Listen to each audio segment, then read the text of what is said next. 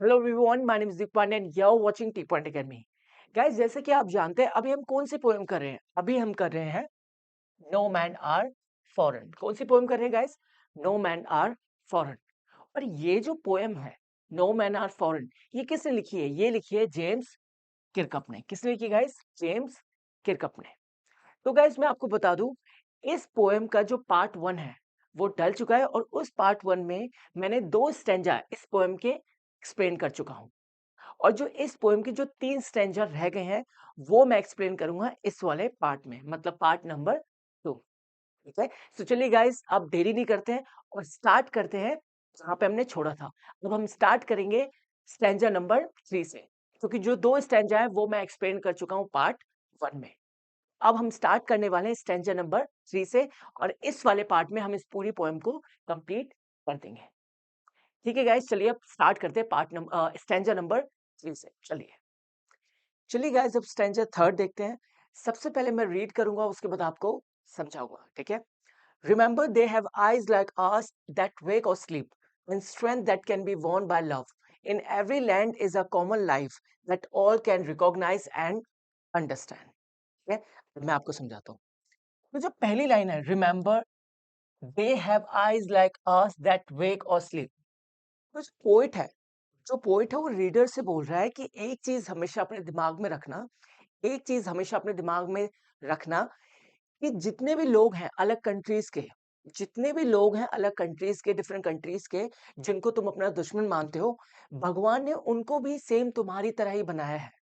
भगवान ने उनको भी तुम्हारी तरह ही बनाया है। ठीक है? भगवान ने जैसे तुम्हें आंखें दी हैं, उनको भी आंखें दी हैं, जो सोते वक्त बंद होती हैं और जागते वक्त खुलती हैं। ठीक है? आगे देखते हैं। And strength that can be worn by love, and strength that can be worn by love. और भगवान ने स्ट्रेंथ भी दी है। भगवान ने क्या दी है? God has given them strength. मतलब भगवान ने उनको स्ट्रेंथ भी दी है, जिसको आप किसकी मदद से जीत सकते हो? लव की मदद से, प्यार की मदद से। मतलब स्ट्रेंथ को आप किसकी मदद से जीत सकते हो? प्यार की मदद से। ठीक है? आगे देखते हैं। इन every land is a common life. Her country में, हर लैंड पे एक चीज कॉमन है। हर कंट्री पे, हर लैंड पे, हर कंट्री में एक चीज कॉमन है, और वो क्या है? लाइफ। लाइफ का मतलब क्या होता है? लाइफ का मतलब होता है कोई भी चीज जो लिविंग है, मतलब कोई भी चीज जो जी रही है। लाइफ का मतलब क्या है? कोई भी चीज जो जी रही है। ठीक है? आगे देखते हैं। That all can recognise and understand. और यहाँ पे जो पोइट है वो कहते हैं कि अगर लोग ये चीज समझ सकें, that all can recognise and understand, अगर लोग इस चीज को समझ सकें कि लाइफ कितनी ज्यादा प्रीशियस है, लाइफ कितनी ज्यादा इंपॉर्टेंट है, तो कभी भी आगे वॉर नहीं होंगे, कभी भी आगे फाइट नहीं होगी। तो ये जो लाइन है, इसमें पोइट ये कहते हैं कि अगर लोग इस चीज को समझ सकें कि लोग एक जैसे ही दिखते हैं, लोगों की आंखें भी खुलती हैं जब वो जागते हैं, और लोगों की आंखें बंद होती हैं जब वो सोते हैं, और हर जगह, हर कंट्री में एक चीज कॉमन है, वो क्या है? लाइफ है। अगर लोग इस चीज को समझ सकें कि लाइफ बहुत ज्यादा इंपॉर्टेंट है, लाइफ बहुत ज्यादा क्यूरियस है, लाइफ बहुत ज्यादा प्रीशियस है, कभी भी जिंदगी में आगे कभी भी लड़ाई नहीं हो, कभी भी वॉर्स नहीं हो, और लोग आराम से अपनी जिंदगी स्पेंड करें। क्या करें? स्पेंड करें। ठीक है? तो गाइज, ये था मीनिंग स्टैंजा थर्ड का। समझ में आ गया? बिल्कुल। अब आगे बढ़ते हैं और आगे देखते हैं इस स्टैंजा की एक और एक्सप्लेनेशन। ठीक है? उसको मैं आगे एक्सप्लेन करूंगा।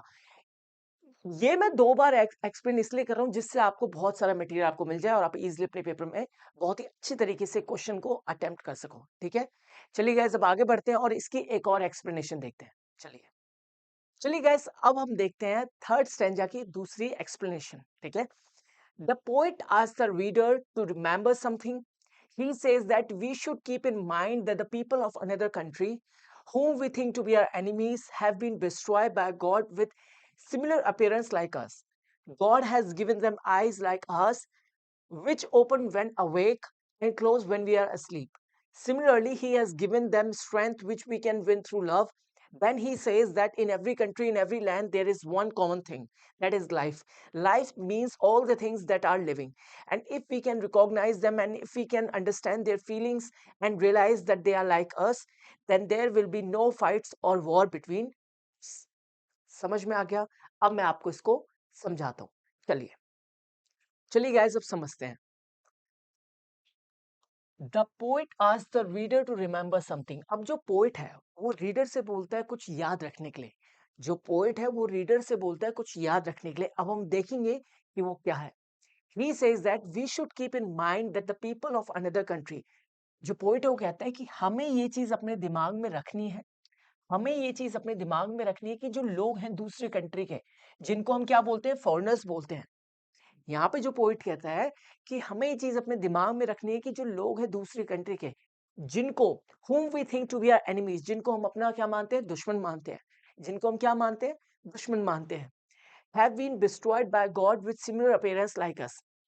तो यहाँ पे जो पॉइंट है वो कहता है कि भगवान ने उनको भी सेम शक्ल सूरत दी है जैसी हमें दी है।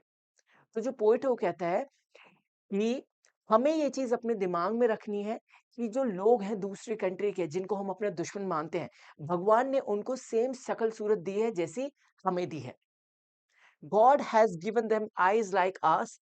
भगवान ने उनको आंखें भी दी है जैसी हमें दी है। विच ओपन व्हेन अवेक, जो खुलती हैं जब हम उठते हैं, and close when we are asleep, और बंद होती है जब हम सोते हैं।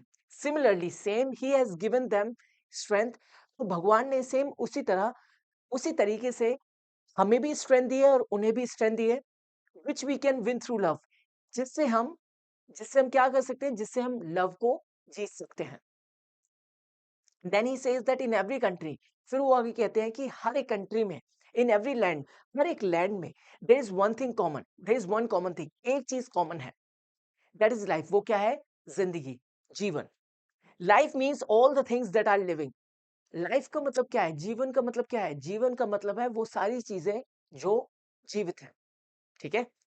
And if we can recognise them, and if we can understand their feeling and realise that they are like us, और अगर हम ये चीज रिकॉग्नाइज कर सकें और अगर हम ये चीज पता कर सकें कि जो लोग हैं, जो दूसरे कंट्री के जो लोग हैं, वो भी हमारे तरीके के ही हैं, वो भी बिल्कुल सेम है हमारी तरीके से, ठीक है, वो भी हमारे तरीके हमारी तरह ही है, ठीक है।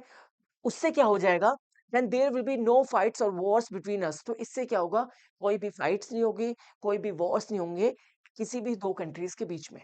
तो इसमें जो पॉइंट है वो ये कहने की कोशिश कर रहे हैं कि जो दूसरी कंट्री के जो लोग हैं, जिनको लोग दुश्मन मानते हैं, जो दूसरी कंट्री के लोग हैं जिनको हम दुश्मन मानते हैं, उनको भी भगवान ने सेम वैसा ही बनाया जैसे हमें बनाया, ठीक है। उनकी भी आंखें तभी खुलती हैं जब वो उठते हैं, उनकी भी आंखें तब बंद होती हैं जब वो सोते हैं, ठीक है।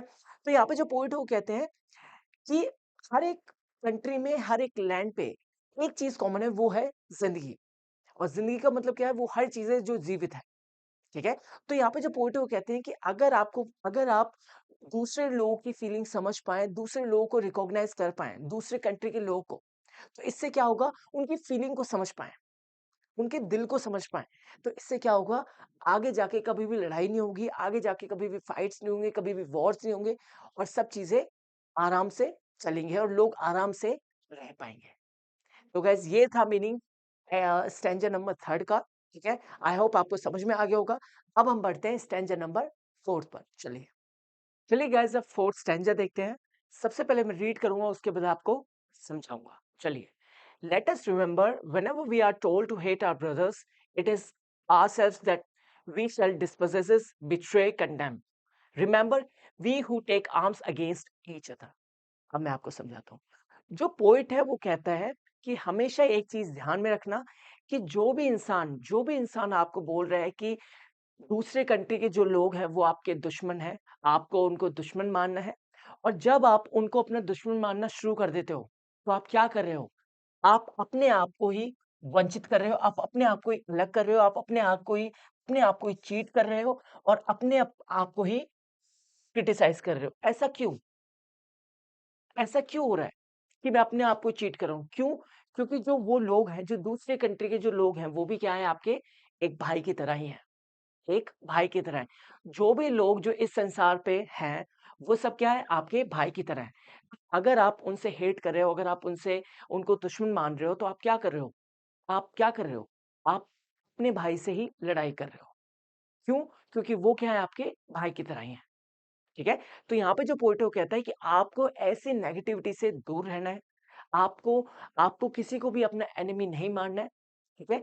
पोएट कहता है कि जो ये वॉर्स होते हैं, जो ये फाइट्स होती है, इसमें बहुत सारा नुकसान होता है दोनों पार्टीज़ का या दोनों कंट्रीज़ का, ठीक है? जो वॉर होता है वो किसी के भी फ़ेवर में नहीं होता है।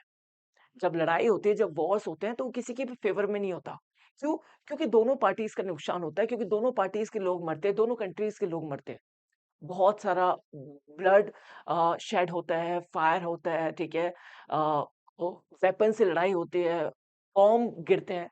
तो इसमें भी किसी का भी फ़ेवर नहीं ले सकते आप, क्योंकि दोनों का बराबर नुकसान होता है। दोनों कंट्रीज़ के लोग मरते हैं, ठीक है? फिर पोएट आगे बोलता है कि remember we who take arms against each other. फिर जो पोएट है वो आगे बोलते हैं कि जब आप किसी इंसान के लिए किसी इंसान के खिलाफ वेपन्स उठाते हो, जब आप किसी कंट्री के खिलाफ वेपन्स उठाते हो, तो आपको एक चीज़ हमेशा याद रखनी है, ठीक है? तो गाइज़ ये था मीनिंग इस वाले स्टैन्ज़ा का, स्टैन्ज़ा 4 का, ठीक है? इसमें जो वर्ड है डिस्पॉसेसिस, इसका मीनिंग होता है डिप्राइव, मतलब वंचित होना, मतलब एक तरीके से अलग होना एक तरीके से, ठीक है? तो गाइज़ ये था मीनिंग स्टैन्ज़ा 4 का, ठीक है? अब हम आगे बढ़ेंगे और इसकी एक और एक्सप्लेनेशन देखेंगे। चलिए गाइज़ अब 4th स्टैन्ज़ा की एक और एक्सप्लेनेशन देखते हैं। पहले मैं रीड कर लेता हूँ। Poet says that we should remember that whenever someone tells us to hate a person from another country, to think him as our enemy, and whenever we think of someone to be our enemy, then we deprive ourselves, we cheat ourselves, and we condemn ourselves. He says that we should stay away from such negativity. We should not consider anyone to be our enemy. During a war, both the parties must bear the loss, and that is why the poet says that war is not in our favor. He says that whenever we pick any weapon against someone, we should remember one thing. अब मैं आपको explain करता हूँ. The poet says that we should remember that whenever someone tells us to hate a person from another country. अब जो fourth stanza है, इसमें जो पोएट है वो कहता है कि जब भी पोएट कहता है कि हमको हमेशा एक चीज़ ध्यान में रखनी चाहिए कि जब भी कोई हमसे बोलता है, किसी दूसरे इंसान से हेट करने के लिए जो दूसरी कंट्री से बिलॉन्ग करता है, जब भी कोई हमसे बोलता है किसी दूसरे इंसान से हेट करने के लिए जो दूसरी कंट्री से बिलॉन्ग करता है, to think him as our enemy, उसको दुश्मन मानने के लिए बोलता है। And whenever we think of someone to be our enemy, और जब हम किसी दूसरे इंसान को अपना एनिमी मानना शुरू कर देते हैं, देन वी डिप्राइव आवरसेल्व्स, तो हम क्या कर रहे हैं? हम अपने आप को वंचित कर रहे हैं। हम अपने आप को ही अलग कर रहे हैं। हम अपने आप को ही धोखा दे रहे हैं और हम अपने आप को ही क्या कर रहे हैं? क्रिटिसाइज़ कर रहे हैं। अब ऐसा क्यों बोला? क्योंकि जो दूसरे लोग हैं, जो दूसरी कंट्रीज़ के जो लोग हैं, वो भी क्या है? आपके भाई की तरह है। वो भी क्या है? आपके भाई की तरह है। अगर आप उनको अपना एनिमी मानोगे, तो आप क्या कर रहे हो? आप अपने आप को ही धोखा दे रहे हो। आप अपने आप को ही क्रिटिसाइज़ कर रहे हो। आप अपने आप को ही अलग कर रहे हो। तो यहाँ पे जो पोएट है वो कहना चाह रहा है कि इस संसार पे जितने भी लोग हैं वो सब क्या है? आपके भाई की तरह ही हैं, ठीक है? आगे देखते हैं। He says that we should stay away from such negativity. तो यहाँ पे जो पोएट है वो कहता है कि हमको ऐसी नेगेटिविटी, ऐसी नकारात्मक सोच से बिल्कुल अलग रहना है, दूर रहना है। We should not consider anyone to be our enemy. हमें किसी को भी अपना दुश्मन नहीं मानना चाहिए। ड्यूरिंग अ वॉर, वॉर के समय both the parties must bear the loss. तो यहाँ पे जो पोएट है वो कहता है कि जो वॉर होते हैं, जो फाइट्स होते हैं, जो युद्ध होते हैं, उसमें जो 2 कंट्रीज़ होती हैं, वो बहुत सारा नुकसान देखती है। उनका बहुत सारा नुकसान होता है, क्यों? क्योंकि बहुत सारी लड़ाई होती है, बहुत सारे लोग मरते हैं, बहुत सारे सोल्जर्स मरते हैं, ठीक है? बहुत सारी आग जलती है। इसमें दोनों कंट्रीज़ का नुकसान होता है। हम ये पर्टिकुलरली नहीं बोल सकते कि एक कंट्री का नुकसान होता है, एक का नहीं होता, ठीक है? आगे देखते हैं। And that is why the poet says that war is not in our favour. तो इसलिए जो पोएट है वो कहता है कि जो वॉर होते हैं, जो फाइट्स होती हैं, वो किसी के भी फेवर में नहीं होता है, वो किसी के भी फेवर में नहीं होता है। क्योंकि दोनों कंट्रीज़ या दोनों पार्टीज़ का क्या होता है? बिल्कुल बराबर ही नुकसान होता है। He says that whenever we pick any weapon against someone, we should remember one thing. तो यहाँ पे जो पोएट है वो कहते हैं कि जब भी आप किसी के अगेंस्ट वेपन उठाते हो, जब भी आप किसी के अगेंस्ट हथियार उठाते हो, तो आपको हमेशा एक चीज़ ध्यान में रखनी है, ठीक है? तो गाइज़ ये था मीनिंग स्टैन्ज़ा 4 का, सेकंड एक्सप्लेनेशन, ठीक है? अब आपको स्टैन्ज़ा 4 अच्छी तरीके से समझ में आ गया होगा, ठीक है? और अगर आपको कोई डाउट है तो आप कमेंट सेक्शन में पूछ सकते हैं, मैं आपको रिप्लाई कर दूँगा। चलिए गाइज़ अब हम आगे बढ़ते हैं और अब हम देखते हैं स्टैन्ज़ा 5th। चलिए चलिए गाइस, अब लास्ट स्टैंजा देखते हैं जो हमारा 5th स्टैंजा है, ठीक है? सबसे पहले मैं रीड करूँगा, उसके बाद आपको समझाऊँगा। It is the human earth that we defile. Our hells of fire and dust outrage the innocence of air that is everywhere our own. Remember, no men are foreign and no countries strange. अब मैं आपको explain करता हूँ। तो यहाँ पे जो poet है वो कहता है कि जब आप किसी इंसान के खिलाफ या किसी कंट्री के खिलाफ वेपन उठाते हो, जब आप किसी इंसान के खिलाफ या किसी कंट्री के खिलाफ वेपन उठाते हो, तो आप क्या कर रहे हो? आप अर्थ को गंदा कर रहे हो। अब अर्थ कैसे गंदी होती है? क्योंकि जब आप किसी इंसान के खिलाफ या किसी कंट्री के खिलाफ वेपन उठा के उनसे लड़ते हो, तो लोगों की डेथ होती है, लोग मरते हैं। तो जब उनकी बॉडी अर्थ पे आके गिरती है, तो क्या हो रही है उससे? तो जो अर्थ क्या हो रही है? अर्थ उसके बाद गंदी हो रही है। क्या हो रही है? गंदी हो रही है। तो इसलिए बोला है कि जो अर्थ है वो क्या होती है? गंदी होती है। डिफाइल का मतलब होता है डर्टी, ठीक है? आगे बढ़ते हैं। Are hells of fire and dust outrage the innocence. अब यहाँ पे जो पोइटो कहते हैं कि जब वॉर होते हैं, जब फाइट्स होती हैं, उस समय बहुत ज़्यादा खून बहता है, बहुत सारी मृत्यु होती है, डेथ होती है और बहुत ज़्यादा आग लगती है क्योंकि लोग वेपन से लड़ रहे होते हैं, बम फोड़ रहे होते हैं, ठीक है? तो बहुत सारा धुआँ निकलता है। तो ये जो धुआँ है, जब उस आग में से निकलता है, तो ये क्या कर रहा है? ये जो अर्थ की जो जो एयर है उसको क्या कर रहा है? बिल्कुल इम्प्योर कर रहा है। बिल्कुल क्या कर रहा है? इम्प्योर कर रहा है, बहुत ही गंदा कर दे रहा है। क्या कर दे रहा है? गंदा कर दे रहा है, ठीक है? That is everywhere our own. तो यहाँ पे जो पोएट है वो ये कहने की कोशिश कर रहा है कि you should not indulge in war, कि आपको कभी भी वॉर में नहीं जाना चाहिए और नहीं किसी के अगेंस्ट वेपन उठाने चाहिए, ठीक है? किसी को भी मारने के लिए। क्योंकि इससे क्या होगा? आप अर्थ को क्या कर रहे हो? गंदा कर रहे हो। अर्थ को क्या कर रहे हो? पॉल्यूट कर रहे हो, ठीक है? उसके बाद जो पोएट है वो इस स्टैन्ज़ा को एंड करता है अपनी फर्स्ट लाइन से, जो उसने फर्स्ट स्टैन्ज़ा में यूज़ करी थी वो थी, और थोड़ा-सा रिवर्स करके। क्योंकि हमारी जो फर्स्ट लाइन थी वो थी क्या थी? No man are strange and no country is foreign. इस जो लास्ट लाइन है स्टैन्ज़ा नंबर 5th की, वो थोड़ी-सी रिवर्स है। No man are foreign and no country is strange, कि कोई भी इंसान स्ट्रेंज नहीं और कोई भी कंट्री फॉरेन नहीं है। और यहाँ पे ये पोएम होती है कंप्लीट। अब हम आगे बढ़ेंगे और इस स्टैन्ज़ा की एक और एक्सप्लेनेशन देखेंगे। सो चलिए गाइस आगे बढ़ते हैं और इस स्टैन्ज़ा की एक और एक्सप्लेनेशन देखते हैं। चलिए गाइस अब 5th स्टैन्ज़ा की हम दूसरी एक्सप्लेनेशन भी देख लेते हैं। पहले मैं रीड करता हूँ। We should keep in mind that whenever we pick weapons against any person, we make the earth dirty. Because weapons kill person and their bodies which fall on the earth make it dirty. Whenever war happens, it leads to a lot of bloodsheds, fire and death. These dead bodies accumulate on the earth and it make it impure.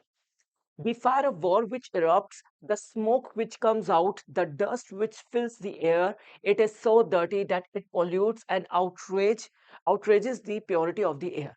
With all these things, the poet wants to give us a message that we should not indulge in war. Finally, he ends the poem by writing the first line in reverse and saying that, remember, no man are foreign and no country is strange. अब मैं आपको समझाता हूँ. We should keep in mind that whenever we pick weapons against any person, यहाँ पे जो poet है वो कहना चाहता है, वो कहता है कि हमको हमेशा ये चीज ध्यान में रखनी है कि जब भी हम हथियार उठाते हैं किसी इंसान या किसी कंट्री के लिए, we make the earth dirty. तो हम क्या कर रहे हैं? हम जो अर्थ है, जो पृथ्वी है, उसको क्या कर रहे हैं? गंदा कर रहे हैं। Because weapons kill people and their bodies which fall on the earth make it dirty. क्योंकि जो weapons होते हैं, जो हथियार होते हैं, वो क्या करते हैं? वो लोगों को मारते हैं और जब वो लोग मर जाते हैं तो उनकी जो बॉडी है, वो गिरती है अर्थ पर, और जिससे क्या होता है? जो अर्थ है, जो पृथ्वी है, वो क्या होती है? गंदी हो जाती है। Whenever war happen, जब भी वॉर होते हैं, it leads to a lot of bloodshed, बहुत सारा खून खराबा होता है, बहुत सारा खून बहता है, फायर आग जलती है और मृत्यु होती है। दीज डेड बॉडीज, ये जो शव होती है, सोल्जर्स के जो शव होते हैं, ये इकट्ठा हो जाते हैं क्योंकि बहुत सारे जब सोल्जर्स मर जाते हैं तो उनकी बॉडीज को इकट्ठा किया जाता है on the earth and make it impure. Earth पर उसके बाद वो क्या कर रहे हैं, वो अर्थ को क्या कर रहे हैं, बिल्कुल शुद्ध कर रहे हैं, ठीक है। The fire of war which erupts, जब वॉर से जो फायर है, जो आग जब बढ़ जाती है, ठीक है, the smoke which comes out, और जब उस फायर में से जब धुआं निकलने लगता है, ठीक है, स्मोक मतलब धुआं, the dust which फिल्स the air, और जो उस धुआं में जो गंदगी होती है, जो धूल होती है, वो एयर में जाके क्या होने लग जाती है, फिल हो जाती है, ठीक है। It is so dirty that it pollute and outrageous the purity of the air, वो जो धूल होती है, वो जो धुआं होता है, वो बहुत ज्यादा प्रदूषित कर देता है, ठीक है, एयर को, और बहुत ज्यादा क्या कर देता है, outrageous the purity of the air, और जो उसकी जो शुद्धता है, जो एयर की जो शुद्धता है, उसको पूरा खत्म कर देता है, ठीक है। With all these things the poet wants to give us a message, जो इन हर चीज से, इन सारी चीजों को लेके जो पोएट है, वो हमको ये मैसेज देना चाहता है, we should not indulge in war, कि हमको कभी भी वॉर में नहीं जाना चाहिए, और हमको कभी भी वॉर नहीं करना चाहिए। Finally he ends the poem by writing the first line reverse, और लास्ट में वो इस पोएम को एंड करता है किस तरीके से, जो उसने फर्स्ट लाइन लिखी थी, no man are strange and no country is foreign, उसको थोड़ा सा उल्टा करके, जैसे कि no man are foreign and no country is strange, ठीक है। तो गाइस, ये था स्ट्रेंजर फिफ्थ की एक और एक्सप्लेनेशन, ठीक है। और यहाँ पे ये जो पोएम है, नो मैन आर फॉरेन, ये होती है पूरी कंप्लीट। सो गाइज, यहाँ पे ये पूरी पोएम होती है फिनिश। आई होप आपको ये पूरी पोएम अच्छी तरीके से समझ में आई होगी, और अगर आपको ये पोएम अच्छी तरीके से समझ में आई है, then don't forget to like, share, comment and subscribe to the channel. Keep on tagging me. अब मैं आपको मिलता हूँ नेक्स्ट पार्ट में, मतलब पार्ट नंबर 3 में, जिसमें हम कंप्लीट करेंगे इस पोएम की summary. Till then, bye bye.